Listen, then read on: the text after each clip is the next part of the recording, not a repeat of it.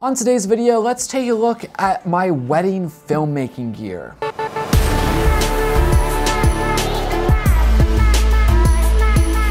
All right, what is up everyone, and welcome to the show. So, if you don't know, I have been doing wedding videography for the last couple years now, and throughout the years, I've been trying to figure out, what gear do I like shooting with?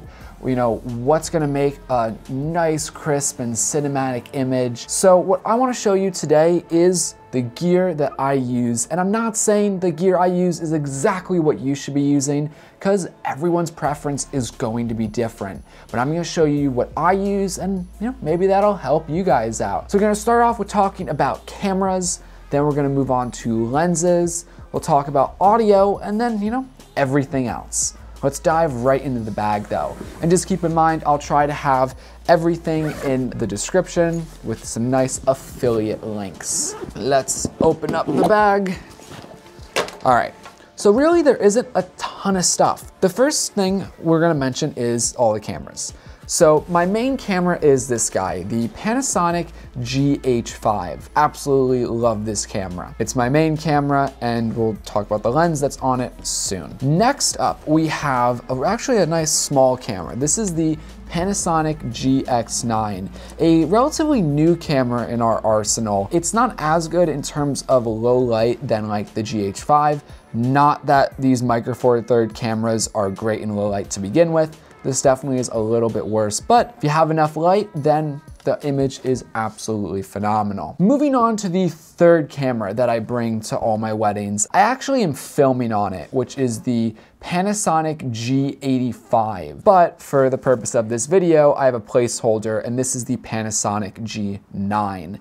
Now, the reason I don't use the G9 though for wedding videography is actually two reasons. First off, I bought this camera for photography. So usually when we're filming wedding videos, we also have someone taking photos. This camera is typically being used for that, but in the event that we were only hired for just videography, I don't use this camera as much because there is a time limit on it. I think I messed up and bought the European model of this camera, so there is a 30-minute recording limit.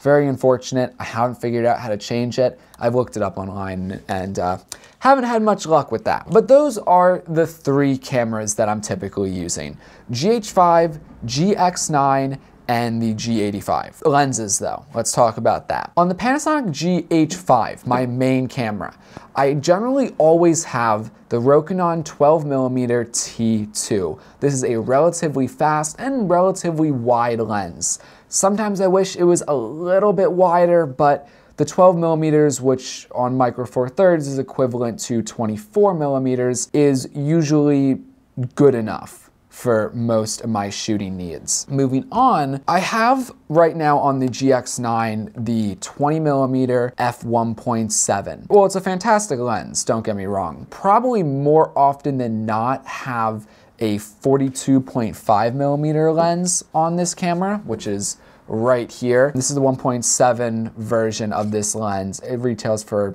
$300-ish. This lens is phenomenal to get nice and close-up shots, detailed shots of a venue, of whatever you want. And so a lot of the times what I'm doing is I'll have this camera with me, let's say in a bag, and then the GH5 is on a stabilizer. So the stabilizer is getting wide cinematic shots, and then I'm typically hand holding a lot of shots with a 42mm just to get some nice details. Or sometimes this is on a tripod or whatever, it's always changing up. But I probably have the 42mm on this camera a bit more. Moving along though, so right now on the G9 is a 35 to 100mm lens. Fantastic zoom lens. It's a constant f2.8. This lens will go on any camera that I want to utilize for detailed shots. Additionally, I always keep with me at least one or two of the Panasonic Lumix 12 to 60mm lenses. These are a variable f-stop, f3.5 to I think 5.6.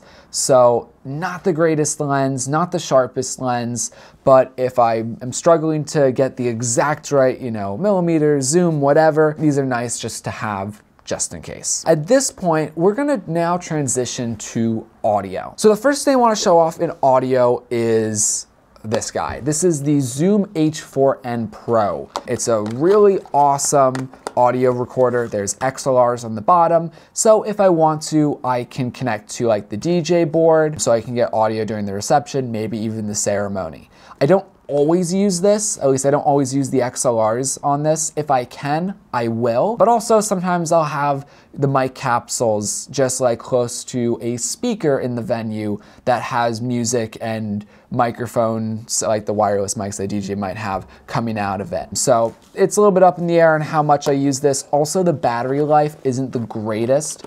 You're looking at, I think, around 2 to 3 hours. And for like a ceremony, that's fine. But if I want this to go for an entire reception, sometimes it's a bit of a stretch. So I might replace this at some point, but that is that. The other recorder that I use is actually what I'm using right now. This is the Zoom H1. Really small, nice little recorder. It just has like a $35, $40 lavalier microphone plugged into it at the moment. So I'll typically have the groom wear this lavalier microphone and this will just go in his pocket, and that usually gets the job done for audio at a ceremony. Additionally, I'll have this Zoom recorder and lav combo somewhere in like the reception venue. Again, relatively close to like a speaker, if not hanging over the speaker. So I have another option in terms of audio. Moving on though, I have a Rode video mic. This is the Go. Not the greatest microphone, but it is a little bit better than the built-in mic capsules on all of these cameras. So sometimes I'll throw this on a camera, whatever. However, the microphone that I like the most is this guy. This is the new Rode Video Mic Pro. Phenomenal microphone. I used to have the former generation of this. Unfortunately, after like 5 years of use, it finally died on me. I think the wire is what broke on it. So this is a new iteration to the family. Absolutely love this microphone. It is a little bit bigger, so I don't always have it on my GH5 anymore, because my GH5 is typically on a crane, and we'll be talking about that very, very soon. Moving right along. The last thing actually in this bag is a ball head. Now, this is a relatively beefy ball head. It was like 20 bucks on Amazon.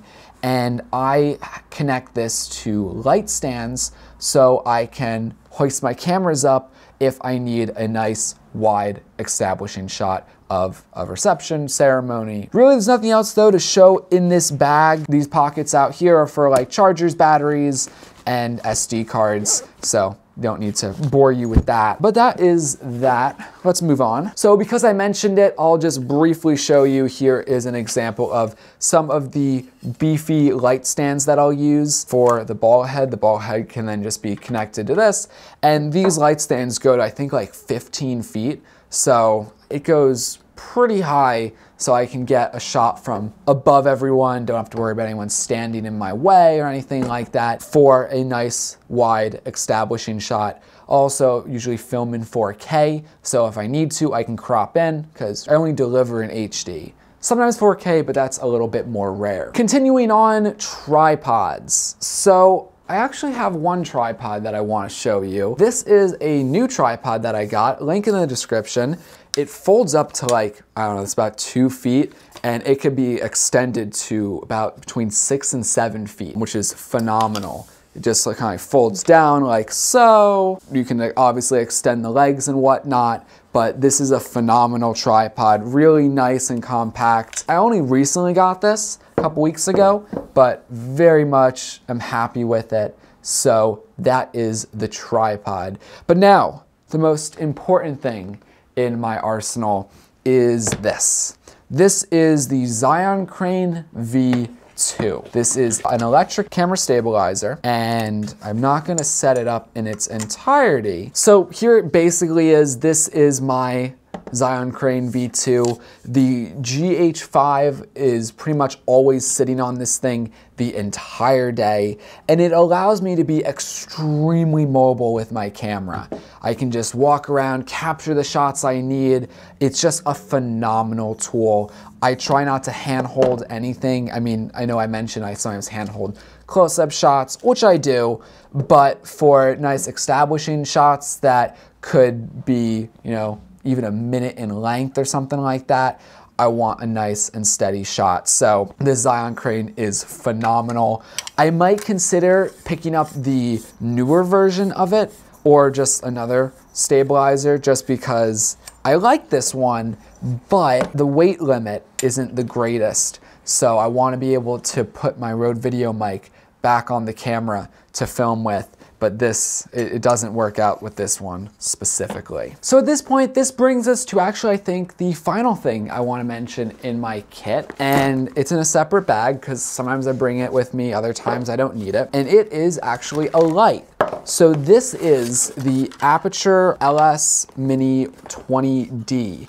This is a little spotlight. It's really flexible, which I absolutely love. So I can connect it to AC power if I want. I can have battery power. I can power it through a USB connector, which is pretty awesome. I don't do that often, but I can. I just love the flexibility of this. Also, it is relatively bright.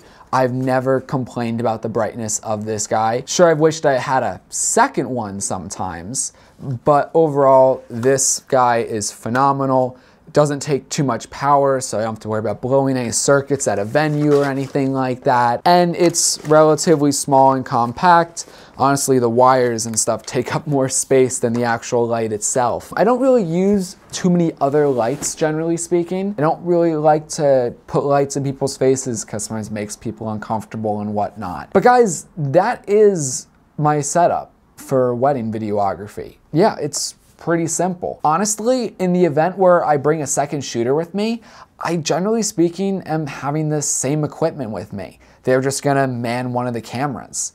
If I'm just filming myself, I always have the GH5 on the Zion crane, so I'm always holding that. I'll have one camera as a wide establishing shot in whatever room I'm filming in, and the third camera is kinda up in the air.